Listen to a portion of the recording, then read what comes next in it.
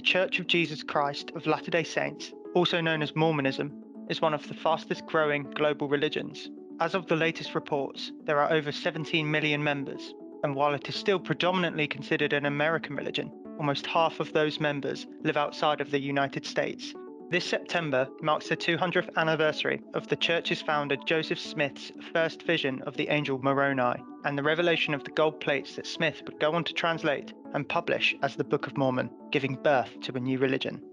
This is Jack Dugan with the Oxford Comment. On today's episode, we're joined by two preeminent scholars on the history and theology of the Latter-day Saints to discuss with us the legacy of Joseph Smith's gold plates, as well as the state of academic scholarship surrounding the Book of Mormon. Our first guest today is historian Richard Lyman Bushman. Richard is Professor Emeritus of History at Columbia University and both co-founder and chairman of the board of the Center for Latter-day Saints Arts. His previous books include Joseph Smith, Rough Stone Rolling, and Mormonism, A Very Short Introduction. His most recent book with Oxford is Joseph Smith's Gold Plates, A Cultural History, which traces the history of the gold plates over the last 2 centuries.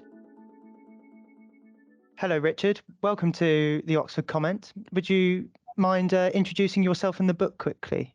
My name is Richard Bushman. I'm a historian, taught at Columbia University. I've written a number of books on many subjects, but recently I've been doing work on Latter-day Saint history.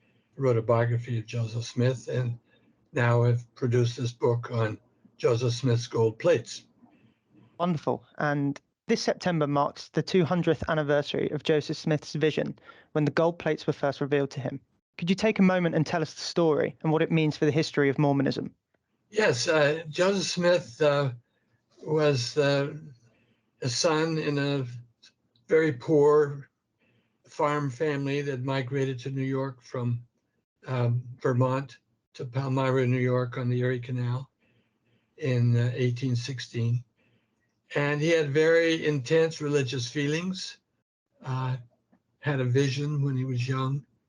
And when he was 17 years old and praying, he tells us an angel appeared in his room and told him there was a record buried in a hill near his home. And the next morning he went and found the record in a stone box on the side of a hill about 2 miles away from his home. And wasn't allowed to take it out then, but after 4 years, he took it home, began to translate it, and after a year and a half, it was finished, and he published it as the Book of Mormon. And this is one of the founding stories of Mormonism. It's sort of like the deliverance of Israel through the Red Sea, or the resurrection of Christ for Christians. It's sort of one of the founding miracle stories that gave Mormonism its impetus in its early years and down to today. Can you tell us a little bit more about Joseph Smith and the process of translating the golden plates? Well, Joseph Smith was, it's a mystery, I will say that. He was unlearned. He had a little bit of schooling, but didn't know Latin or Greek or any other language. Translation was in the air in those times because the Egyptian characters had been found and Champollion was working on them, but he was a genius. Joseph Smith was untrained and not thought of as a genius at all. But for some reason, he took on this task of translating the Book of Mormon. And he did it. He said he did it by the gift of God. He didn't explain how he did it. But he did have an instrument. He called them spectacles, the 2 crystal stones he looked into. And somehow or other, the words came to him and he dictated them. And they were written down.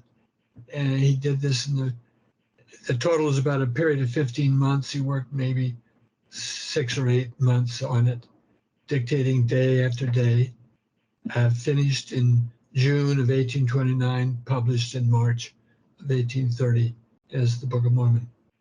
Even before the Book of Mormon was published, newspapers were reporting on the discovery of the Golden Bible, and many were critical of Joseph Smith's secretiveness. What was the early reception of the discovery?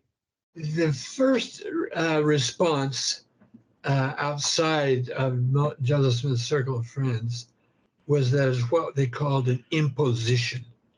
That is, someone had devised a scheme to deceive people and probably bilk them of money in some way or other.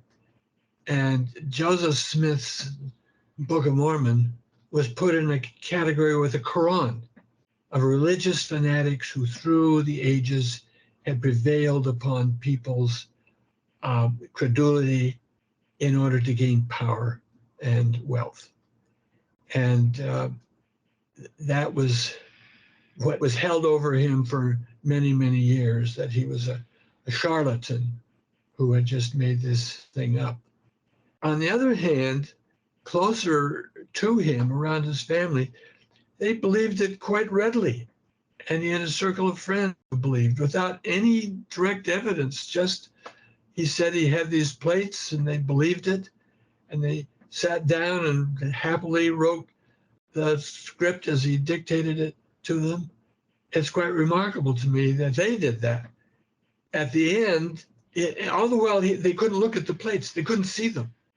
At the end, he showed them to 11 men who had a chance to look at them, and some of them touched the plates. But that was at the end. Up to that point, all the while he was translating, people believed. It's quite remarkable. And then the plates disappeared. He said he returned them to the angel, so they weren't around to look at. And yet these people were able to embrace him as a prophet and to believe in the plates and in the Book of Mormon. Has anyone tried to find the plates since Smith claims he returned them to the earth? The plates have intrigued Mormons, and they have taken various steps to attempt to recover them. There were, in the 1850s, there were stories told of a cave in the Hill Cumorah that Joseph Smith had gone to contemplate, maybe to translate. And there was the feeling that perhaps when the plates were returned to the angel, they were concealed in that cave. And stories began to circulate of Joseph Smith and a friend of his, Oliver Cowdery, going into that cave and seeing stacks of plates. Book of Mormon just doesn't have one set of plates, but there are passages in it that implies there are many more sets of plates, and they were all in that cave. And I have known people, in fact, one of my own cousins, who hunted for that cave. Just as a lark, they're not really taking it seriously, but still there's enough evidence that you can poke around, and they found remnants of what could be a cave, but of course no plates in them of any kind. But that's about the farthest they have come. There's a lot of scholarship on where the plot of the Book of Mormon went on. Was it in North America, in upstate New York? Is that where all the events recorded there went on? Or was it in Central America? So there are some people who think there were two Cumorahs, one in Central America where Moroni buried the plates, another in New York. And so the speculation, just goes on endlessly. It's just too much fun to think about it. Can you share with us some of the mythology and some of the critiques around the existence of the plates? That's a good question, because my whole book is really about mythologies. These plates are so anomalous, so unlike anything else that was known in religious history, that there was always a struggle to locate them. How were they to be thought of? And down to our very own day, people use these plates for their own purposes. Many of your listeners will know Tony Kushner's Angels in America, which was a Pulitzer Prize winning play in the 1990s. And it has at its center a visit of an angel who gives to the the hero of the play, a gay man named Pryor who was dying of AIDS, a set of plates and an instrument to translate them. So it's a direct borrowing of Joseph Smith. So he borrows that myth, that story, to make his own myth of a man who is suffering and wishes to protest. At the end, having received these plates, he gives them back, refuses the mission, reverse of what Joseph Smith does, and curses God for his mistreatment of his children. So there's that myth. There's the myth of James Rollin, who wrote a book about the gold plates being a depository in Western American mountains containing the wisdom of Jewish migration from the old world before the settlement of America. And they deposited these plates with advanced scientific knowledge. But anyone who intervened with those plates would bring about the destruction of the earth. So another kind of story. And there have been stories like that, from the beginning to sort of give a meaning or to use the powers of the plates for one reason or another. In terms of criticism, the big problem, of course, is just to discover where Joseph Smith got the idea. And recently, there's been an article by a woman named Sonia Hazard, who teaches religious studies at Florida State University. And she, trying to explain where the idea came from, points out that there was a new print technology of stereotype plates made of metal with characters on them. And she thinks that Joseph Smith could have stumbled upon these in printer shops near his home and seen them and been inspired by them. And that, mixed up with all the treasure-seeking lore that he is familiar with, he devised the idea of gold plates. So that's a scholarly view, very deeply researched work of how it happened. Others use it in more of a mythological sense to accomplish purposes of their own, like Tony Kushner. How does the literal belief in the existence of the plates play into the faith of the Latter-day Saints? Is it possible for one to be faithful and question their existence? There is no sort of test of your faith in terms of specific items. So I think there are many Mormons who may sort of hold them in suspension. Maybe they existed, maybe they didn't. But I think most Mormons do, because it is so built into these founding stories. So if you believe the Book of Mormon, where did the Book of Mormon come from? Well, you can say Joseph Smith made it up. That's very hard to believe. That he made, this 24-year-old kid with no education could write the Book of Mormon. So the Book of Mormon stands there as this big rock you have to explain. And there are the plates as a possible source. So Mormons tend to accept the whole package. And it's not debated in very much. It's just goes along with one of the strange things about our religion, which has many strange things in it, but we love them all. So it's sort of a happy embrace of our crazy parts. Wonderful, thank you. And why do you believe these plates persist as objects of fascination? Well, it is quite remarkable that they persist, considering that no one saw them, they're not available. I think partly they're intriguing.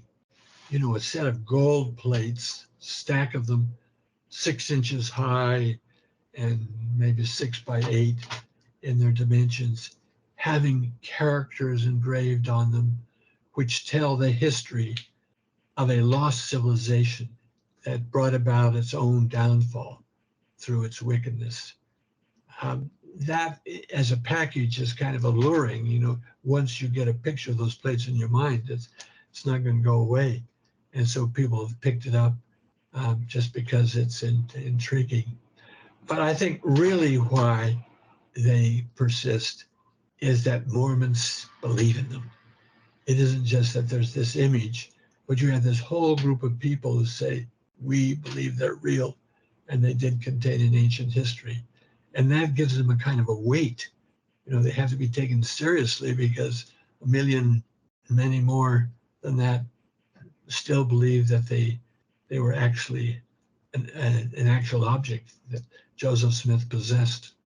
Of all of the elements of Latter-day Saint history, how did you personally decide to focus on the plates over the last 2 centuries? The idea of doing a book on the gold plates just sort of came to me out of the blue. It was around 2010.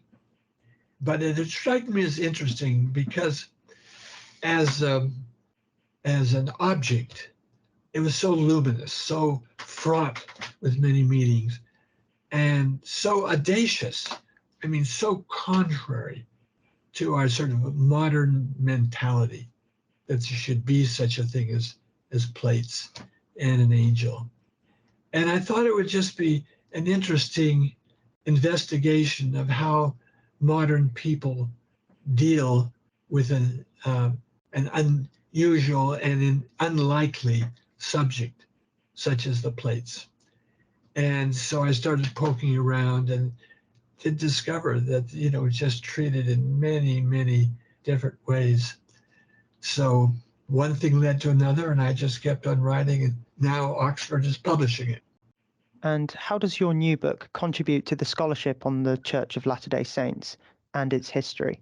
Well, the book's structure is to follow the career of the plates from the time Joseph Smith first announced them down to the very present, down to 2023. And it shows the many guises the plates appeared in, as an imposition, as a marvelous record, as a story that a young man made up. There are innumerable ways that these were used.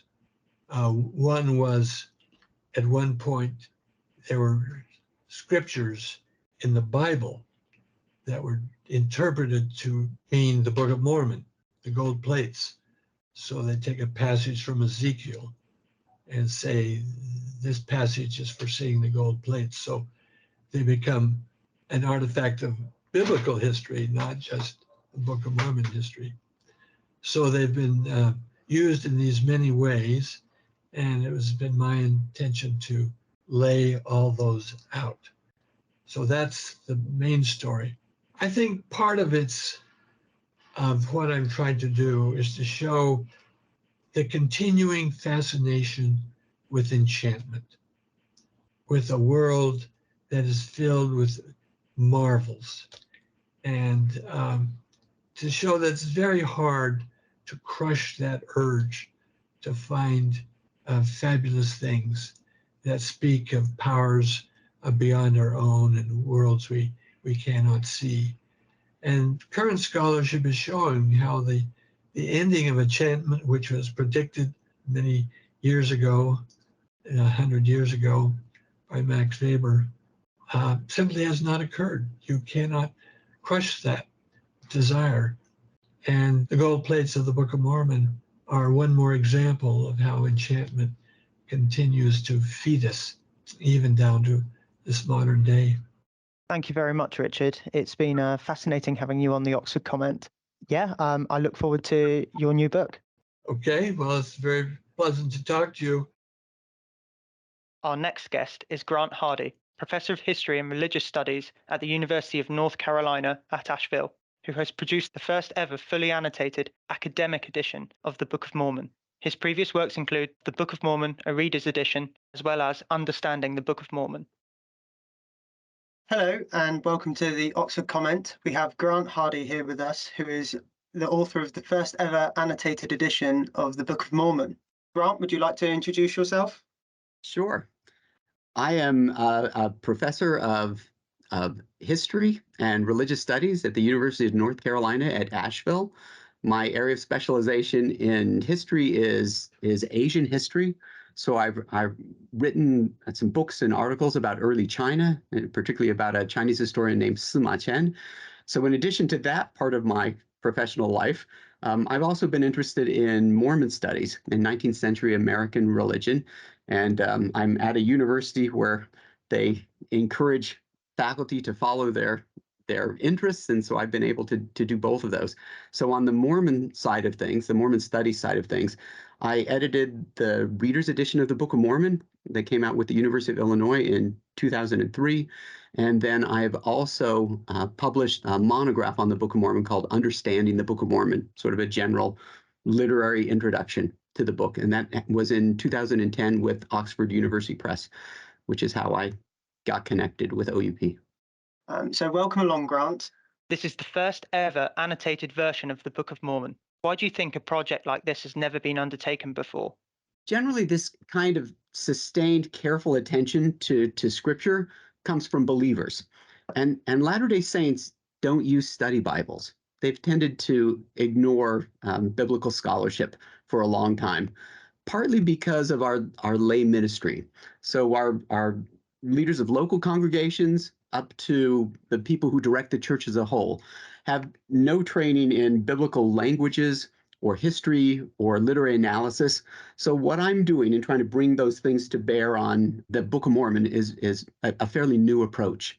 There have been previous commentaries to the Book of Mormon, sometimes that have gone into multiple volumes, but those are written by Latter-day Saints for Latter-day Saints. And they tend to take a more devotional mode where they connect the scripture to the teachings of current church leaders, or they try to establish historical context for the book somewhere in the Americas. And those endeavors are probably not of a lot of interest to many outsiders. So I'm trying to offer something new with this edition. Can you talk to us a little bit about your process in creating this edition? What questions were you hoping to answer? And who did you work with to put it all together? Well, the basic questions that I wanted to answer are, what exactly is the Book of Mormon? And what is its message? And how is the book, how does it work? How is it structured? How does the book work as a text? And I guess another question I might try to answer is why can't Latter-day Saints be more like Jews, at least with regard to scripture study? That's certainly the model for many generations. So my process, I started by reading study Bibles, and I started with the New Oxford Annotated Bible, of course. And it really changed the way that I started to interact with the Bible. I really enjoyed it. And from there, I read the Jewish Study Bible. So I'm reading these cover to cover, which is not often the way that people do. These are large books. And then I read Robert Alter's recent 3-volume translation of the Hebrew Bible. And especially, I was reading the Jewish Publication Society's Etz Chaim, Torah and Commentary. And as I read those, I started noting the kinds of observations they would make, the kinds of tools that they would offer to readers to help them understand that. And I thought, I would like to do this for the Book of Mormon. I grew up as a Latter-day Saint. I'm very familiar with the Book of Mormon, with its stories, with the language, which is a little bit odd. And so I wanted to apply those. So with those questions in mind and ambitions in mind, I started reading the Book of Mormon as careful as I could, looking for puzzling phrases, trying to look for broader literary patterns, looking at textual variants. And when I went through that, I also looked up every phrase in the Book of Mormon. So this is a lot because it's 270,000 words. I looked up every phrase in a searchable electronic version of the Bible, looking for intertextual connections. And then, of course, I tried to keep up with the increasing number of articles and books from Latter-day Saints about their own scripture.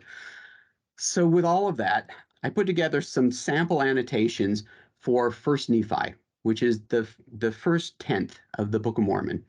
And in 2017, I sent those to Oxford. I sent them to Don Krause, who's the executive editor for Bibles at Oxford. He's been doing this for almost 40 years. He's one of the best in the business. And he gave me some suggestions, some criticisms, and then I refined what I was doing. And then I went to work and I wrote annotations for the entire text. So that's about 500 pages, double spaced.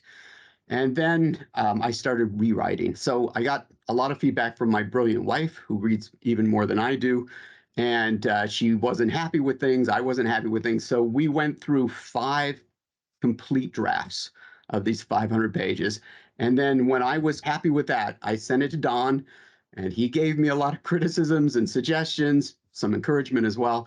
And so I did a sixth revision of the whole thing. So this has gone, it's been many years and lots of effort, but I'm pretty pleased with how things came out. Usually study Bibles are the collaborative effort of dozens of scholars. But in this case, because my approach was pretty new, and because there's not a long tradition of Latter-day Saint scholarly consensus on the Book of Mormon that I could summarize and synthesize, I ended up doing it all myself. So we'll see how that goes over. I'm hoping it will start new conversations. Well, it sounds like an incredible process. You mentioned there about outsiders to the Church of Latter-day Saints coming to your annotated edition. What do you think your book offers new readers to the Book of Mormon, as opposed to those who are fairly familiar with the text? Well, if by new readers, you mean people who have looked at the Book of Mormon before, but not done much else other than that, and that may be a lot of people, I think the first thing that they'll notice is the reformatted scriptural text. So the official edition of the Book of Mormon, it's done in these little blue covers. Missionaries hand them out. They're pretty available. But the formatting in the official text hasn't changed much in the last 100 years. It's still formatted like traditional King James Bibles. So rather than paragraphs, you get individual verses, and there are no poetic formatting stanzas. There are no section headings. There aren't even quotation marks. So I put all of those in. And those, I think, will help readers see at a glance who's speaking, in what context. It'll make it much easier to follow the narratives and the arguments, and then to see the constituent parts of the Book of Mormon and how they fit together. I should also say that I've taught world religions before, and so I've read a number of annotated editions of other world scriptures coming from Buddhist or Hindu or Muslim or Taoist traditions. And those are helpful to remind me of what it's like to be an outsider coming to a sacred text for the first time without a lot of background. And the process was similar for the individual book introductions and for the general essays. So I should tell people that the Book of Mormon is structured a little bit like the Bible, in that there are 15 internal books that are named after different characters or writers. So each of those will have its own little book introduction. I really like the discipline of writing annotations because I only get a sentence or two, and then what I say has to be pretty evident when people look up to the text. And that genre keeps me focused on the text itself rather than giving me, space for many paragraphs, several paragraphs on my own ideas and interpretations. And I think that's what makes these annotated editions or study Bibles different than a lot of Bible commentaries. So I'm hoping that my contributions will be less about me and more about the text itself. So the first thing they'll notice is the reformatted text. And then the annotations, of which there are several thousand, are brief observations or explanations that try to help readers see the plain meaning of the text, and then go beyond that a little bit to interconnections with the narrative and with literary features and theological implications. And then the individual book introductions have narrative overviews, and then those are supplemented by observations about the structure and major themes in each book. And then there's a section that's specifically for new readers, like what you might look for the first time you're going through all that. And then at the end of the volume, and the formatting of this annotated Book of Mormon is very similar to the new Oxford Annotated Bible. At the end of the volume will be a glossary and an index, but there will also be general essays. There are a dozen general essays. And while the annotations and the book introductions are focused on the text itself, the general essays can introduce readers to conversations about the text. So these are things that people have been saying for a while about where does the text come from and how is it translated and how is it connected to American history and what's the theology of the book. And so there's introductions at the end to that. Mark Twain has a very Twain-like quote where he refers to the Book of Mormon as Plural Form in print. What in the text do you think he was responding to, and how are you hoping to address that critique with this edition? I understand that this will be done on audio rather than a visual thing. So your listeners are going to miss your air quotes about chloroform in print. But I'm afraid What a shame. I'm afraid that famous quote is still relevant. Okay, the underlying joke there is that one of these internal books is called the Book of Ether. So that's the connection with chloroform. But in addition to that, the archaic, repetitive language, the complicated narration can make the book a bit of a slog to get through. And I haven't updated the canonical language, so the book will still sound quaint and a little bit awkward. It's pretty repetitive. It still has all those King James versions, these and thous, and the grammatical did go and rebelleth and those sorts of things. But the reformatting that I've done will add some white space into the text, and it will move the narrative along. It can also be confusing that several major characters have the same name. So I've added subscripted numerals to the names in the section headings so that you can kind of keep all of that straight. So I'm hoping that the experience for modern readers will be better than the one that Mark Twain had.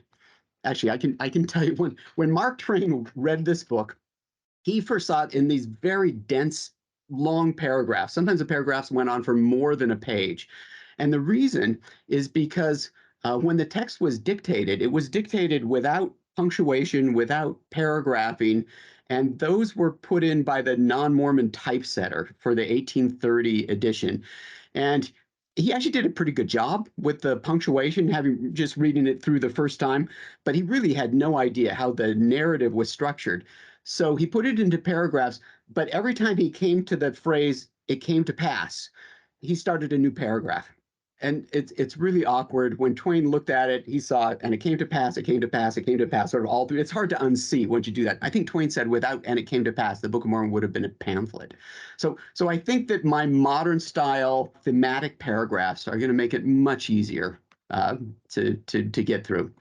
In my experience with study Bibles, it can be really helpful to look back and forth between the main text and the annotations. It sort of gives you things to look for, gives you things to notice, helps keep you focused on what's going on. And I would like to replicate that experience for readers of the Book of Mormon. It's a little bit when I listen to Bach cantatas, and I do so with Alfred Durer's majestic commentary at hand. That's also published by OUB. It's a huge volume, but it just gives you so much to listen for and to note, and it really tunes people into the richness of what's going on. Reading the Book of Mormon will still be harder than listening to Bach cantatas, but we'll see how it goes. You've made the decision with this text to accept large parts of mainstream biblical scholarship, even when it runs contrary to Latter-day Saints' interpretations. What motivated you with that decision? Part of my motivation was that I wanted to bring Latter-day Saints into conversation with mainstream scholarship in general, whether that be history or literature or religious studies. Latter-day Saints have long been sensitive to outside criticisms, and one response to academic findings or perspectives that challenge traditional interpretations is just to ignore them. So that might be things like multiple authorship for the book of Isaiah, or the documentary hypothesis, or historical anachronisms, or the lack of direct archaeological evidence for Israelites in the New World. And I understand that impulse to sort of withdraw into our own bubble, but that's going to cut off conversations that might be useful and helpful and frankly exciting conversations where Latter-day Saints could learn more about what biblical scholars have discovered in the last 100 years or so. And also non-Mormon scholars might benefit from being able to take the Book of Mormon a little more seriously as an example of modern scriptural production or religious creativity or a revelatory process, however people may define that, or even responses to the Bible. So church members often claim that the Book of Mormon is like the Bible, and it is like the Bible in lots of ways, particularly when it's compared with the Deuteronomistic history. which is a term that not a lot of Latter-day Saints will understand. But that's the narrative historical portions of the Bible from Joshua to 2 Kings that have a lot in common with each other and that are very much connected to Deuteronomy and the perspective in that particular book. So lots of similarities, but there are also a lot of ways in which the Book of Mormon is not similar to the Bible, and those are significant as well. So whereas the Bible was written by a number of people over the course of 1,000 years, the Book of Mormon also claims to have been written by numerous people over a historical period. But the Book of Mormon is structured, the way it presents itself, is it's structured as a narrative that's overseen by just three major narrators, people named Nephi and Mormon and Moroni, which means that the whole Book of Mormon is seen through the lens of these characters. And so it's a more integrated, more coherent volume than the Bible, which is basically a library. The Book of Mormon is sort of like if Paul had edited the Gospels and his own letters and put them all together from one point of view. So I try to point out differences as well as similarities. And then also in the annotations, in the essays, I point out the strengths of the Mormon scripture, which I think are considerable, but I don't shy away from noting problems or weaknesses either. I try to model a type of sympathetic but honest style of reading. And I try to read the Book of Mormon in the way, I guess this is one of those golden rule kind of things, is I try to read the Book of Mormon in ways that I appreciate people from other religious traditions introducing their scriptures to me. So it goes both ways. And how does this new edition contribute to the larger body of scholarship on the Book of Mormon and the Church of Latter-day Saints? Most of the observations that I make in the annotations are new. And then the Book of Mormon has rarely been read with the level of attention to detail, including literary features and intertextuality with the Bible. These are the kinds of things I keep talking about. In general, Latter-day Saints have little idea of how the Book of Mormon actually connects with and responds to the Bible, because we don't draw on mainstream biblical scholarship in Sunday school or even in religion classes at Brigham Young University, at our church university. So, for example, it's pretty obvious to newcomers to the Book of Mormon that the text is filled with biblical expressions. And you might think that the task of identifying those borrowed phrases would have been done long ago, sort of like the New Testament's allusions to the Old Testament, to the Hebrew Bible, have been cataloged and annotated and commented on for a long time. But it hasn't happened. Part of the reason it hasn't happened is because the Book of Mormon all the way through, even though much of it or most of it is set before the Christian era, it uses New Testament phrases, which Latter-day Saints have been a little bit embarrassed about. But my perspective is this is what the book is. This is how it's structured. The traditional, the faithful idea of the Book of Mormon is it's a modern translation of an ancient text, and that seems to be, if you take it as a translation, this New Testament language is something that's all the way through.